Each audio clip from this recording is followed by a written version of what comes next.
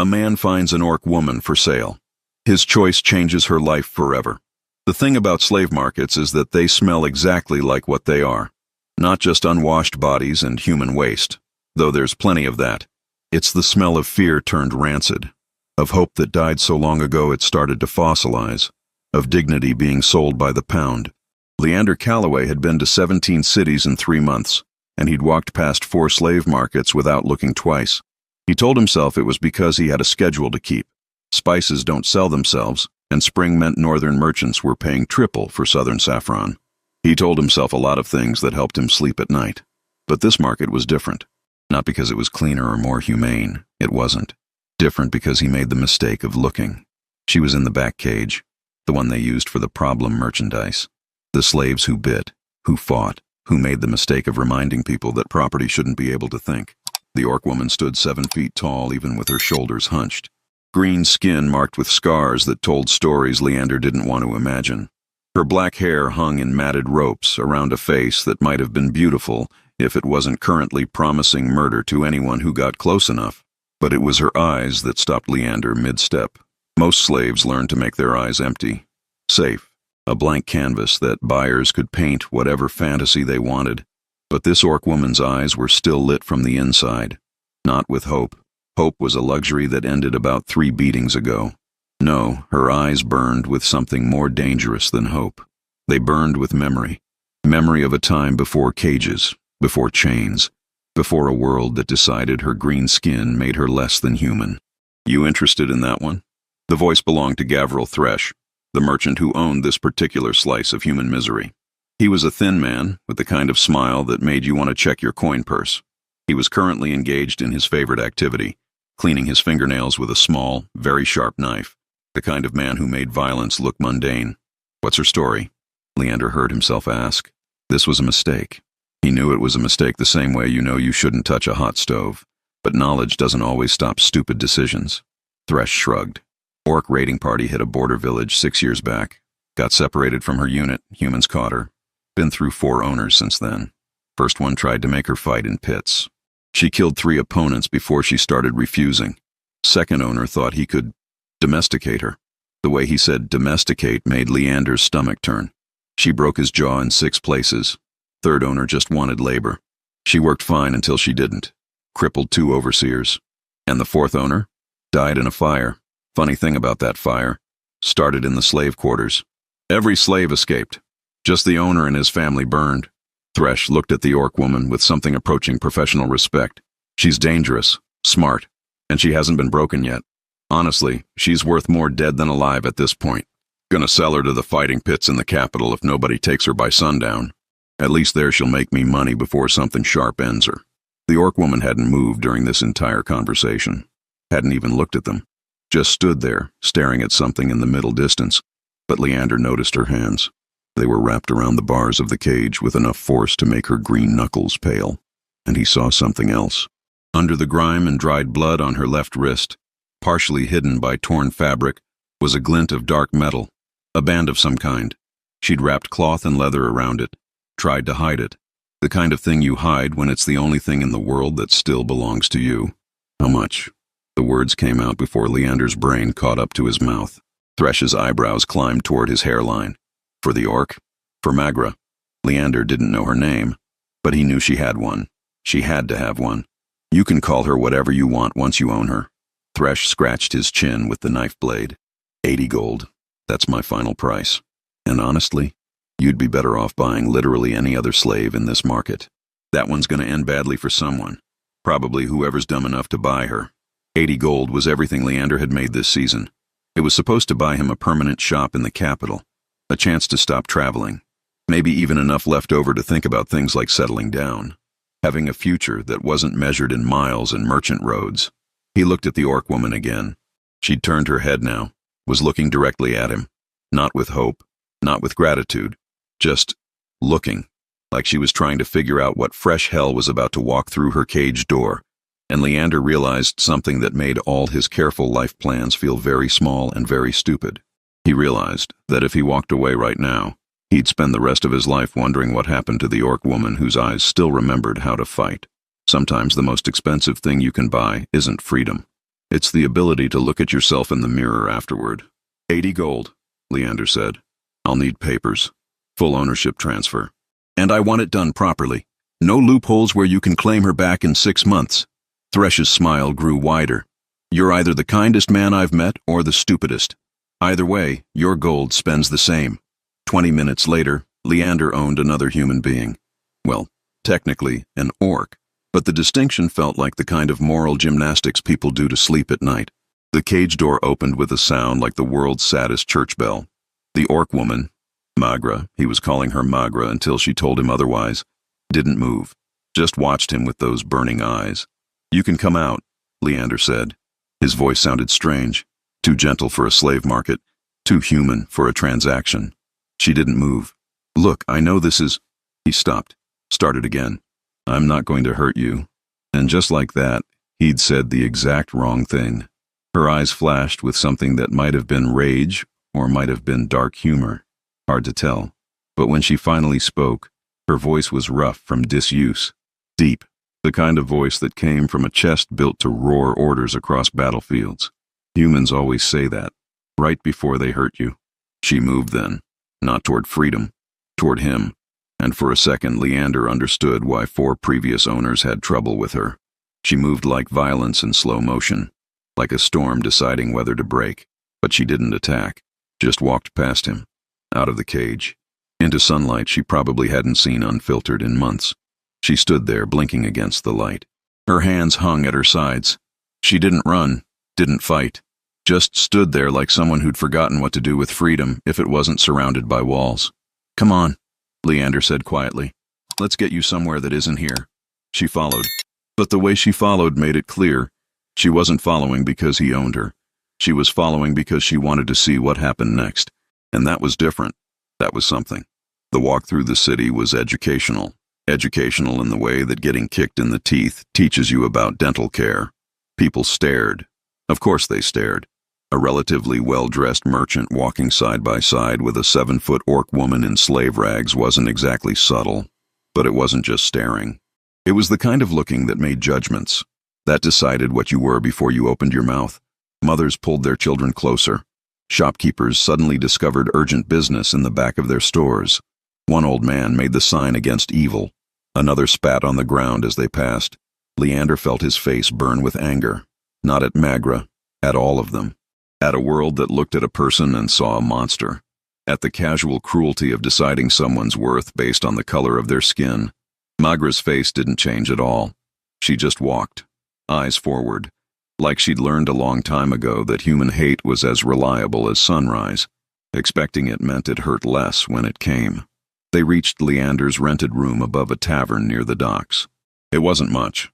1 room, a bed, a table, a window that overlooked an alley where cats had philosophical debates at 3 in the morning. But it was private, and right now privacy felt more valuable than gold. Magra stopped in the doorway. Didn't enter. Just stood there, looking at the room like it might contain traps. You can come in, Leander said, then realizing how that sounded. I mean, you don't have to. But there's a bed, water, food if you're hungry. And before you ask, yes, there's a lock on the door. And no, I don't have the only key. He pulled a key from his belt, held it out to her. She stared at it like it was a snake that might bite. What's the catch? Her voice was still rough, suspicious. No catch. The room's paid for 3 more days. I sleep in tavern common rooms half the time anyway. He set the key on the table. There's a bathhouse 2 streets over. I'll get you clothes. Real clothes, and we need to figure out what happens next. What happens next is you use me however you want until you get bored. Then you sell me to someone worse. She said it flatly, not angry, just stating facts. Like she was explaining that water was wet. Leander sat down heavily on the room's single chair, suddenly felt every mile he'd traveled in the past 3 months. I'm not going to use you. I'm not going to sell you. I bought you because... He stopped. Because why? Because he felt guilty? Because he wanted to be a hero? Because somewhere between seeing her eyes and counting out his gold, he'd stopped thinking about the smart choice and started thinking about the right one. Because you saw something in that cage that reminded you you're human. He finished quietly, and I didn't want to forget. She was quiet for a long moment. Then, what's your name? Leander. Leander Calloway. And you gave me a name. Magra. Why that name? I didn't give you a name. He met her eyes. You already had a name. I just didn't know it yet. Is Magra right? For the first time since he'd seen her, something shifted in her expression. Not softness, but something that wasn't quite so hard. Close enough, she said, and took the key. 3 days turned into a week turned into 2. Leander quickly learned that freeing someone and actually helping them be free were 2 very different problems. Magra was legally his property, which meant legally she couldn't work, couldn't own anything, couldn't exist in human society as anything except an extension of him. And Magra didn't know how to be free. She flinched when he moved too quickly, ate like someone who expected the food to be taken away, slept in the corner instead of the bed, always positioned where she could see the door. She also didn't know how to accept help. When he brought her clothes, she inspected them for 2 hours before putting them on, like she was trying to figure out what they'd cost her. When he paid the bathhouse, she asked 3 times what he wanted in return. When he did nothing, asked for nothing, she got more suspicious, not less.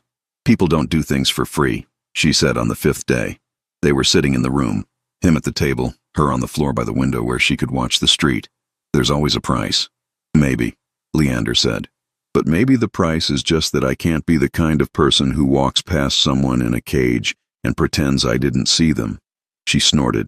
It wasn't quite a laugh, more like the sound you make when you hear something so stupid it might actually be true. You're going to regret buying me, she said. Not cruelly, almost gently, like she was warning him about bad weather coming. Everyone does eventually. Maybe. But that's my problem, not yours. That night, she slept in the bed for the first time, still facing the door, still one hand under the pillow where she'd hidden the knife Leander had bought her, not because he thought she needed it, but because she'd asked, and saying no felt like exactly the wrong answer. Progress, he thought. Small, fragile, but progress. Esme, the herb wife, noticed Magra on day 3. Esme noticed everything, probably because she spent all day talking to plants and they were apparently excellent gossips. Esme was 70-something, built like a particularly determined root vegetable, and had exactly 0 patience for anyone's nonsense. She knocked on Leander's door at dawn with a basket of herbs and what she called a terrible feeling in her rosemary. Your rosemary told you to check on me, Leander asked, still rubbing sleep from his eyes. Don't mock the rosemary. It's seen things. Esme peered past him into the room. Magra was awake. She was always awake when someone knocked, standing in the corner, tense as a drawn bowstring. Well, Esme said, looking Magra up and down. You're a big one, aren't you? Green, too. My basil said you'd be green. I thought it was being metaphorical. Magra stared at her. This tiny human woman who was talking about plants like they were people and showing exactly 0 fear of a 7-foot orc. Finally, your basil talks to you. They all do if you listen properly. You just have to be quiet enough to hear. Esme bustled past Leander into the room without invitation. You're malnourished. I can see it from here. When's the last time you ate something that wasn't designed to keep you alive and nothing else? I eat fine, Magra said, defensive. You eat like a prisoner.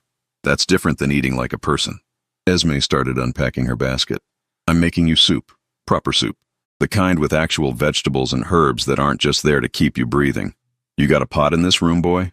I'm 34, Leander said. And I'm 79. You're a boy. Pot? By afternoon, the room smelled like something besides failure and uncertainty. It smelled like food, real food, the kind someone makes because they care about you, not because they need you functional. Magra sat at the table. Esme sat across from her. Leander stood by the window, watching this strange scene unfold. An orc, a herb wife, and soup that apparently had the blessing of several plants. You've got something hidden on your wrist, Esme said suddenly. Not accusatory, just observant. I can see the shape of it under all those wrappings. Magra's hand went to her left wrist instinctively. Protective. It's nothing. It's something. Otherwise, you wouldn't hide it like that. Esme took a sip of soup. I'm not asking you to show me. Just saying, whatever it is, it's important enough that you've kept it through hell and back. That means it's worth keeping. Magra was quiet for a long moment. Then, slowly, she unwrapped the cloth and leather from her wrist. The bracelet was black iron, carved with runes that flowed like water frozen midstream. Even under dirt and time, you could see it had been beautiful once. Still was, if you knew how to look. It's from my clan, Magra said quietly.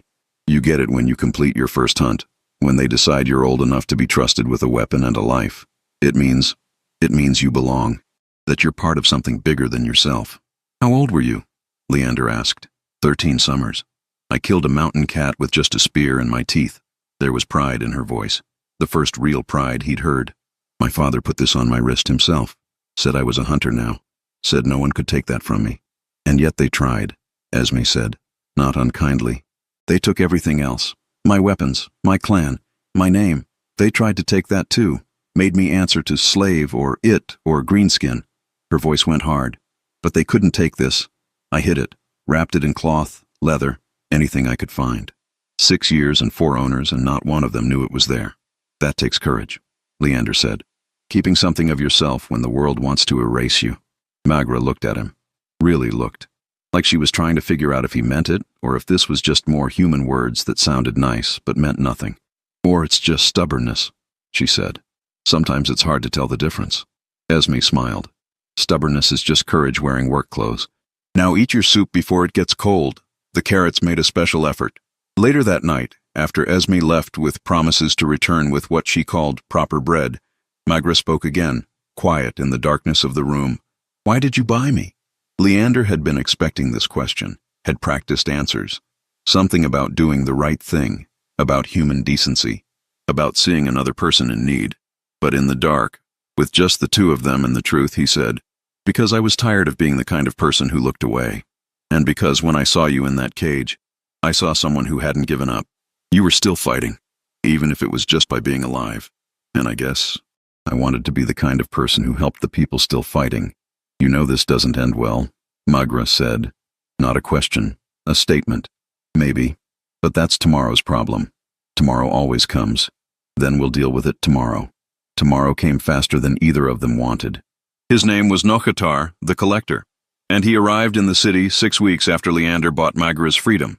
He arrived with papers, legal documents that claimed Magra was stolen property, that her capture 6 years ago gave him permanent rights to her recovery, and he arrived with a necklace made of teeth, human teeth, orc teeth, elf teeth if Leander was seeing right, each one taken from someone who'd probably had a name once, before Nokhatar decided to wear them.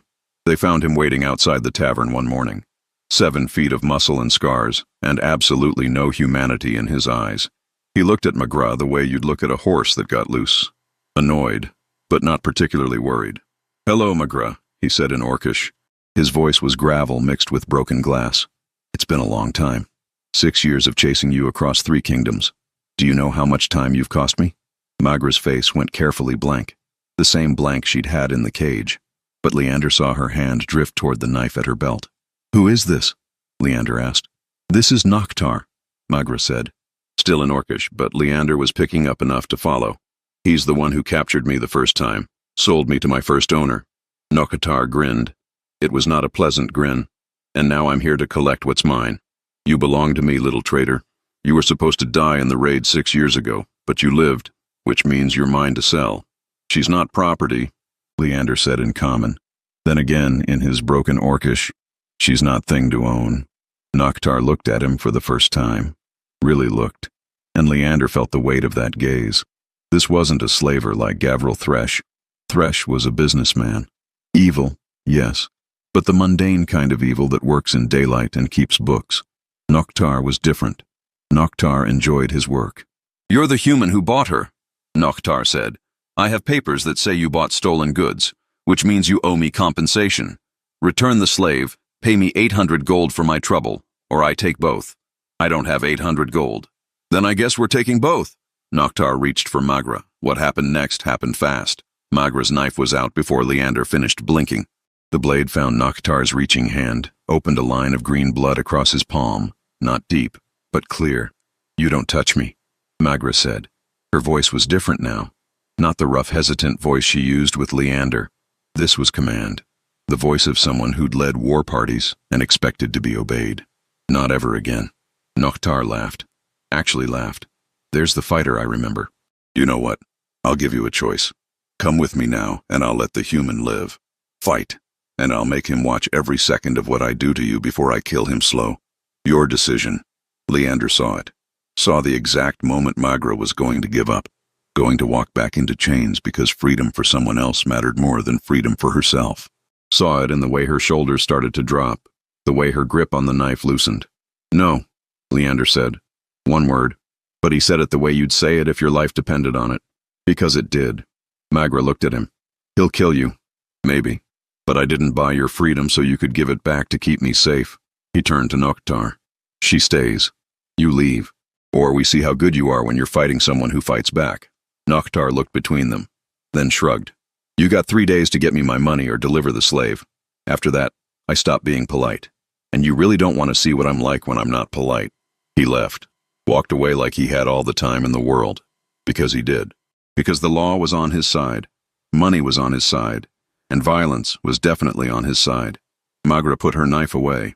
Her hands were shaking, just slightly, just enough to notice if you were paying attention. "You shouldn't have done that," she said. "Probably not. He wasn't bluffing. He'll kill you. He's killed for less." "I know." "Then why?" "Because some things are worth dying for," Leander said, then quieter. "And some people are worth fighting for, even when the fight's stupid and you're going to lose." She looked at him for a long time. Really looked, like she was seeing him for the first time, or maybe seeing something she didn't want to believe existed. "You're insane," she said finally. "Yeah, probably. What do we do?" Leander sat down heavily. Tried to think. 800 gold. He had 17 gold left. Even if he sold everything he owned, he might get to 50. The math wasn't mathing. "I don't know," he admitted. "But we've got 3 days to figure it out." Magra was quiet. Then, "There's another option." "What?" "I kill him." "Magra, listen to me."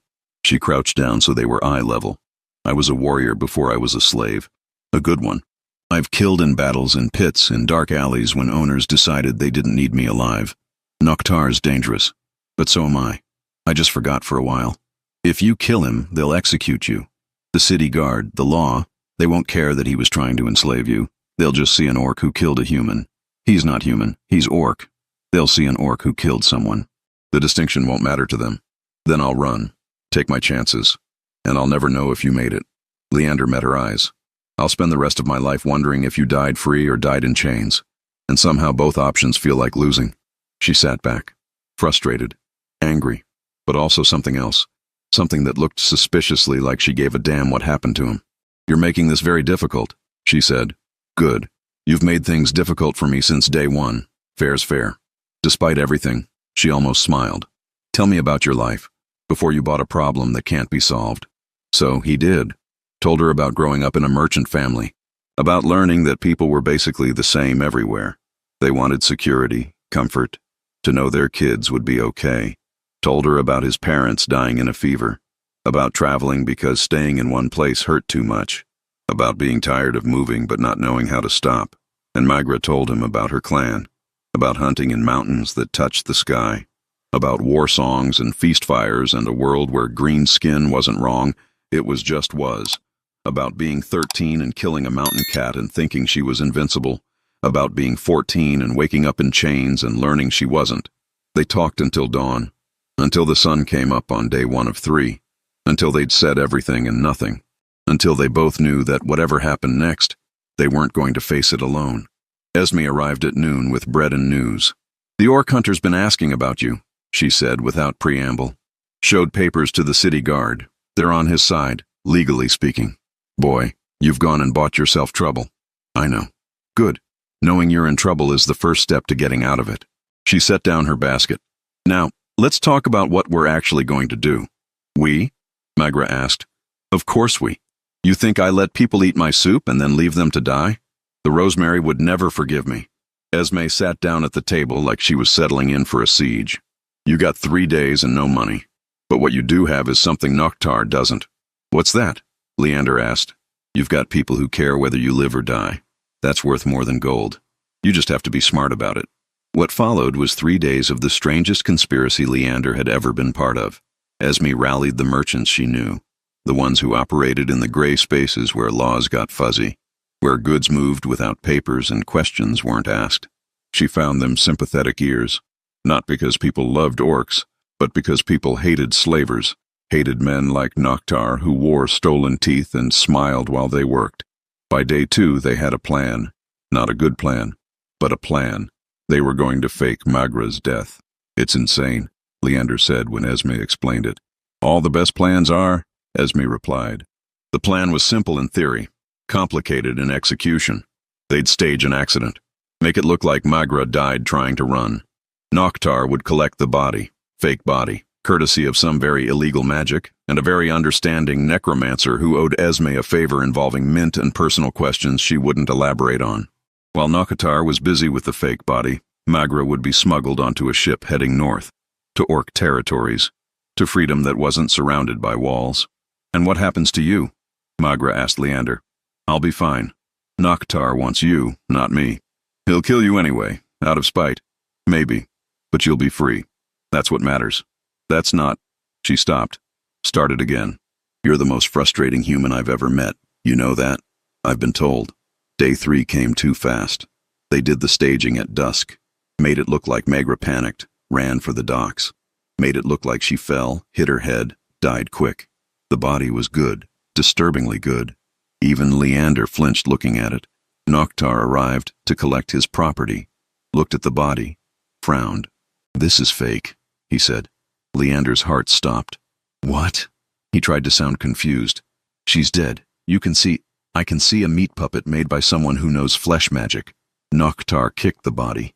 It didn't react like a real corpse would. Where is she? I don't... Noktar moved fast. Faster than something that big should move. He had Leander by the throat, lifted off the ground, before Leander could finish his sentence. Where is she? She's gone, Leander choked out. She ran. Hours ago. You're too late. Then I guess you're the consolation prize. What happened next, Leander would remember in fragments. The teeth of that necklace pressed against his face, the smell of old blood, Noktar's breath hot and rancid, the absolute certainty that he was about to die. Then, a roar, not a human sound, not even close. This was Orc, pure and undiluted, the kind of sound that made cavemen check the cave entrance and brave knights reconsider their career choices. Magra hit Noktar like a mountain deciding to relocate. They went down in a tangle of limbs and rage. Leander fell, gasped for air, watched as 6 years of contained fury decided it was done being contained. Magra fought like someone who remembered what they were. Every move was practice, experience, violence refined into art. She didn't just fight Noktar. She fought every slaver who'd ever touched her, every owner who'd called her property, every human who'd looked at her and seen a thing instead of a person. And Noktar fought back. He was good, maybe even great, but he'd made a critical mistake. He'd thought Magra was the same scared slave he'd sold 6 years ago. She wasn't. The fight ended with Noktar on the ground, Magra's knee on his chest, her knife at his throat. The necklace of teeth lay broken on the ground, scattered like the lives they represented. You're going to leave, Magra said.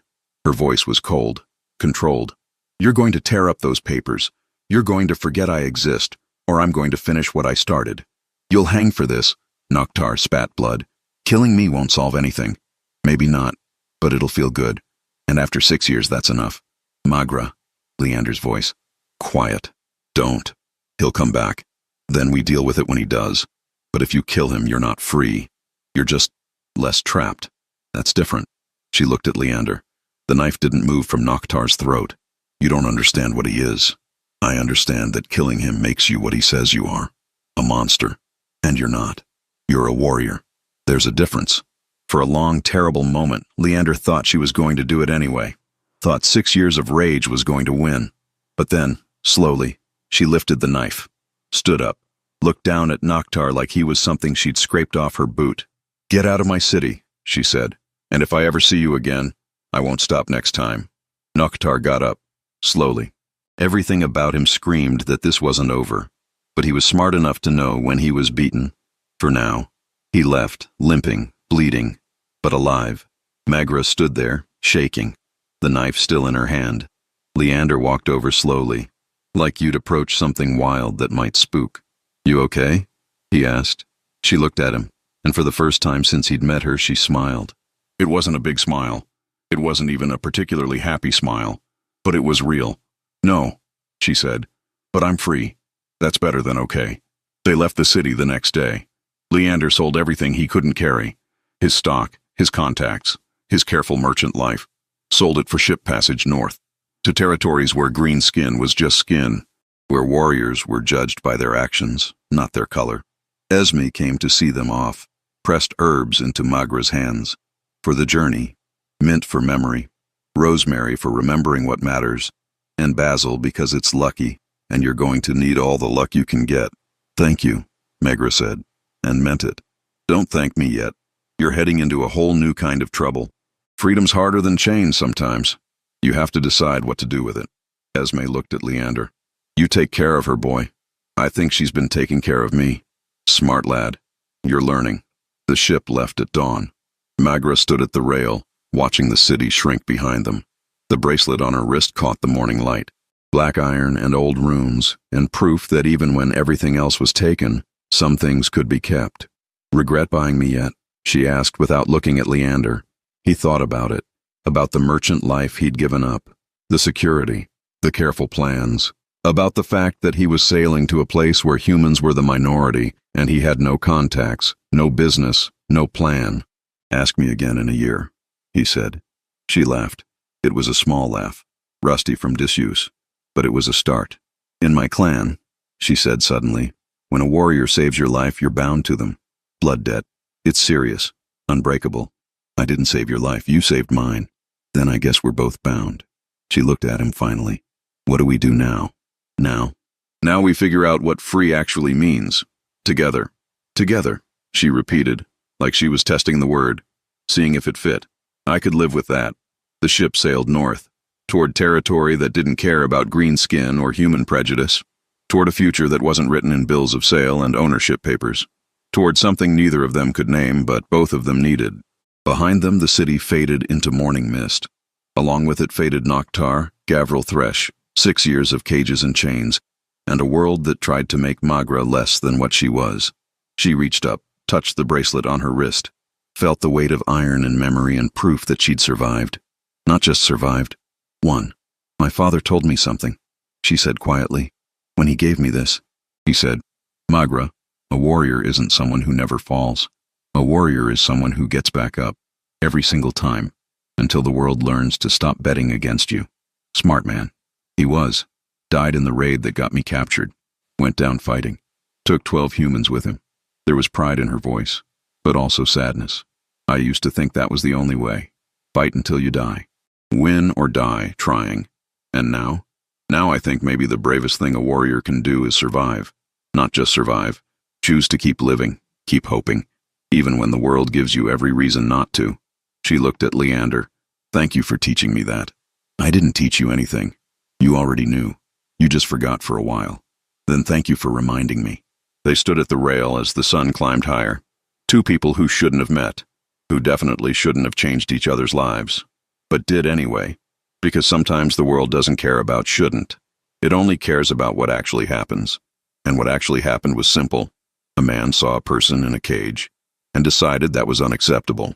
And that decision, that small, stupid, impossible decision, changed everything. Not perfectly. There were still scars. Magra still flinched at loud noises, still slept with a weapon close, still woke up sometimes convinced she was back in the cage. Leander still wondered if he'd made the right choice, still counted his depleted coin purse and thought about the life he'd traded. But they had something better than perfection. They had tomorrow, and the day after that, and all the days stretching forward into a future nobody had written yet. Hey, Leander, Magra said after a long silence. Yeah? Your Rosemary talking friend was right. This is a whole new kind of trouble. Told you. But it's good trouble. The kind worth having. Yeah, he said, looking at the horizon where land was just starting to appear, green and vast and full of possibilities neither of them could imagine yet. Yeah, it is. If you're listening to this story, maybe you see something familiar in it. Maybe you know what it's like to be in a cage, or to see someone in one. Maybe you know what it's like to have to choose between safe and right, between comfortable and necessary. Here's what I know. The world's full of cages. Some are made of iron, some are made of laws, some are made of the casual cruelty of looking at someone and deciding what they are before they open their mouth. But the world's also full of people who decide cages are unacceptable, who see them and can't look away. who do stupid, impossible things, because doing nothing hurts worse. And sometimes, not always, but sometimes, those stupid, impossible things change everything. Magra and Leander didn't fix the world. They didn't end slavery or racism or any of the big, terrible things that make life hard. But they fixed their small piece of it. And maybe that's enough. Maybe that's all any of us can do. Fix our small piece. Help the person in front of us. Choose right over easy. And hope like hell that enough people do the same until cages become history instead of reality. Blood doesn't make you family. Laws don't make you property. And chains, no matter how strong, how legal, how inevitable they seem, chains can always be broken, if you're willing to try. If you enjoyed this story and want to hear more tales of impossible choices and unlikely heroes, subscribe to this channel. Hit that notification bell. And remember, the bravest thing you can do isn't fighting. It's choosing to see people where the world tells you to see monsters. Sometimes that choice changes one life. Sometimes it changes two. And sometimes, just sometimes, it changes the world. One choice at a time.